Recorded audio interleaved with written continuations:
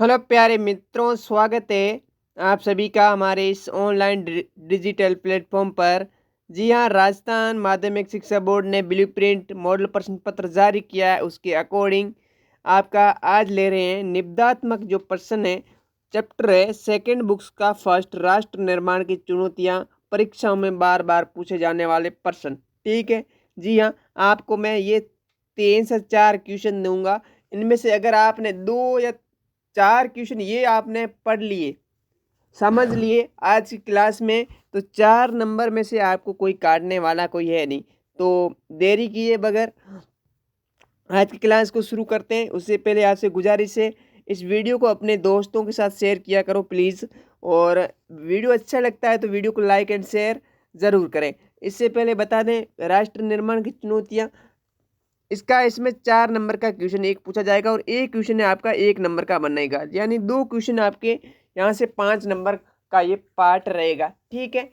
और 1 नंबर के क्वेश्चन है उसकी मैंने क्लास सुबह ही अपलोड कर दी है, राष्ट्र निर्माण की चुनौतियाँ MCQ बेस्ट पर। बेस्ट से बेस्ट मेरी ओर से देने की कोशिश होती है। ठीक है। आप अपनी प्रतिक्रियाएं जरूर देवें कमेंट बॉक्स में। ठीक है, आज की क्लास शुरू करते हैं। पहला क्वेश्चन आपके सामने पूछा जाएगा, स्वतंत्र भारत के समक्ष कौन कौन सी प्रमुख चुनौतियां थी, या फिर प्रमुख 3 चुनौतियों का वर्णन कीजिए। इस प्रकार से प्रश्न पूछा जाए तो क्या आप उत्तर में लिखोगे, स्वतंत्र भारत के समक्ष प्रमुख चुनौतियां निम्नलिखित थी। ठीक है। प्रश्न को आदि प्रश्न की लाइन को अपन ने ले लिया, तो पहला पॉइंट बताओगे, पॉइंटों में लिखा करो हमेशा। तो पहला पॉइंट है, लोगों को एकता के सूत्र में बांधने की चुनौती। भारत, इसमें क्या बताओगे, भारत अपने विविधताओं और आकार में एक विशाल देश था।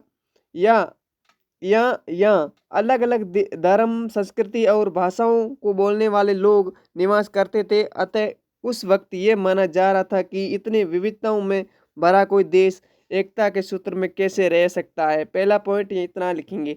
ठीक है। दूसरा है, लोकतंत्र कायम करने की चुनौती। स्वतंत्र भारत के समक्ष दूसरी प्रमुख चुनौती क्या थी आपके, लोकतंत्र स्थापित करने की चुनौती। भारत ने संसदीय शासन आदर्श जो प्रणाली है उसके प्रतिनिधित्व मूलक लोकतंत्र को अपनाया था। भारतीय संविधान में मौलिक अधिकारों को गारंटी भी दी गई है तथा प्रत्येक नागरिक को मतदान का अधिकार भी दिया गया, या फिर वो रखता है। लेकिन ये इतने से कार्य नहीं चलने वाला, ये इतने से काम नहीं चलने वाला था। और चुनौती ये भी थी कि लोकतंत्र किस प्रकार से कायम रखा जाए। ठीक है, यहाँ तक हो गया दूसरा पॉइंट। तीसरा पॉइंट बताओगे, आर्थिक आर्थिक विकास या फिर गरीबी की चुनौती। स्वतंत्र भारत के सामने ये सबसे बड़ी चुनौती थी। क्या थी, आर्थिक विकास को निर्धारित करना। आर्थिक विकास भी ऐसा जिसमें संपूर्ण समाज का भला हो। संविधान में नीति निर्देशक सिद्धांतों का भी प्रावधान किया गया तथा उसका प्रमुख उद्देश्य था लोक कल्याण व सामाजिक विकास तथा विकास करना था। उपयुक्त विवेचना से हम कह सकते हैं कि स्वतंत्र भारत के समक्ष ये प्रमुख 3 चुनौतियां थी। ठीक है, इस प्रकार से आपने 3 पॉइंटों में लिख लिया। बिल्कुल आपके 4 में से 4 नंबर मिलने वाले। और आज की क्लास जिसने पूरी देख ली तो उसके 4 नंबर पक्के होने वाले, इन प्रश्नों को अगर आप पढ़ लेते हैं तो। ठीक है, इनसे बाहर कुछ नहीं है। सेकंड क्वेश्चन है, भारत और पाकिस्तान का विभाजन अत्यंत दर्दनाक था, इस कथन की विवेचना कीजिए। ठीक है, तो ये इस प्रकार से आप बताएंगे, भारत का विभाजन 14-15 अगस्त 1947 को नहीं, बल्कि एक का नहीं बल्कि 2 राष्ट्र भारत और पाकिस्तान अस्तित्व में आए। ठीक है, भारत और पाकिस्तान का विभाजन दर्दनाक था, इस पर फैसला करना और अमल में लाना और भी कठिन हो गया था। ठीक है, तो विभाजन के पहला तो कारण, सीधे परिणाम पे नहीं आएंगे, पहला कब हुआ वो बता दिया, उसके बाद उसके कारण क्या रहे। तो पहला कारण था मुस्लिम लीग ने द्विराष्ट्र, कैसा द्विराष्ट्र सिद्धांत की बात की थी। इस कारण मुस्लिम लीग ने मुसलमानों के लिए अलग देश अर्थात पाकिस्तान की मांग की। दूसरा पॉइंट है, भारत के विभाजन के पूर्व देश में दंगे और भी फैल गए थे। इस स्थिति में कांग्रेस के नेताओं ने भारत विभाजन की बात है वो स्वीकार कर ली। ठीक है, पहले ही 2 कारण बता दिए। इस प्रकार से लिखें तो बिल्कुल आपके नंबर कटने वाले नहीं है। प्रश्न का ट्रैक भी आपको आना चाहिए।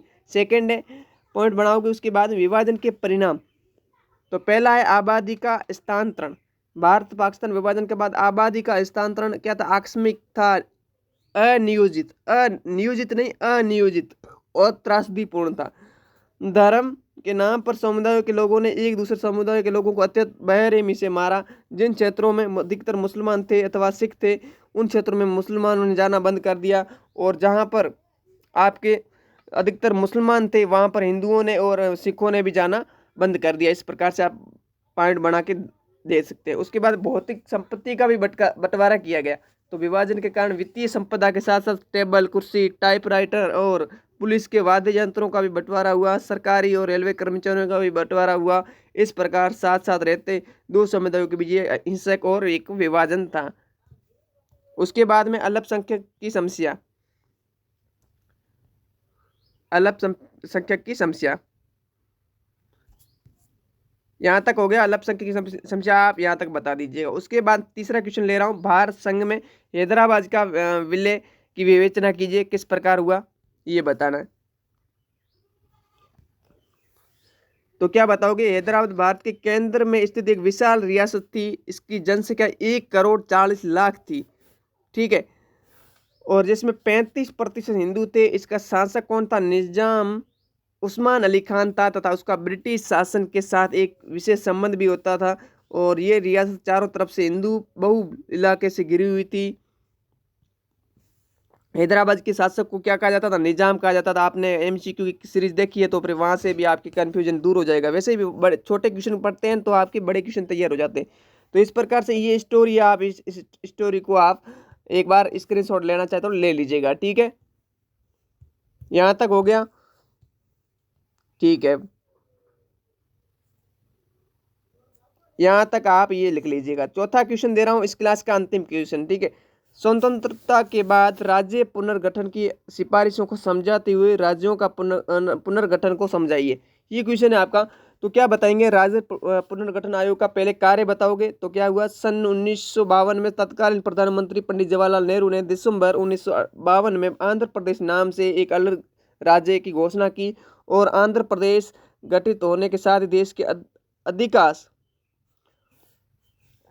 में भाषाई आधार पर राज्यों का गठित होने का संघर्ष प्रारंभ हो गया। इन संघर्षों के कारण तत्कालीन केंद्र सरकार ने 1953 में राज्य पुनर्गठन आयोग बनाया, ठीक है। राज्य पुनर्गठन आयोग का प्रमुख कार्य राज्यों की सीमांकन के संबंध में गौर करना तथा उसकी अपनी रिपोर्ट में स्वीकार किया गया कि राज्यों की सीमाओं का निर्धारण वहाँ बोली जाने वाली भाषा के आधार पर होना चाहिए, ठीक है। इस प्रकार उसके बाद पॉइंट बनाओगे।